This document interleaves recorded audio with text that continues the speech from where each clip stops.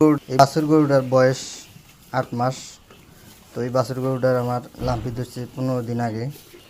তো 15 দিন আগে লাম্পি ধরছে। তো এই যে লাম্পি ধরার পরে আমি তো বুঝতে পারি নাই তখন।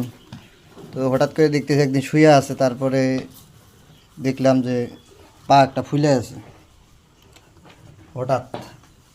পাটা ফুলে যাওয়ার পরে ডাক্তার নিয়ে আসলাম। ডাক্তার কিছু মেডিসিন দিল। আর এই গাটা ফাটার 7-8 দিন হইলো, 7 দিন হয়েছে। তো এই যে গা এই ফাইটে গেছে, পাটা ফুলে যাওয়ার পরে এই যে এইভাবে ফাইটে গেছে। তো আজকে 15 দিন। তো এই জায়গায় আমি হলুদের গুঁড়া, মেথি এগুলো ব্যবহার করতেছি, আর ওষুধ পানিও খাওয়াইতেছি।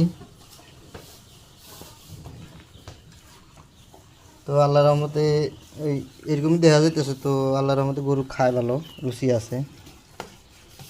তো ওই জায়গাটা দিয়ে কিন্তু রস পড়তেছে।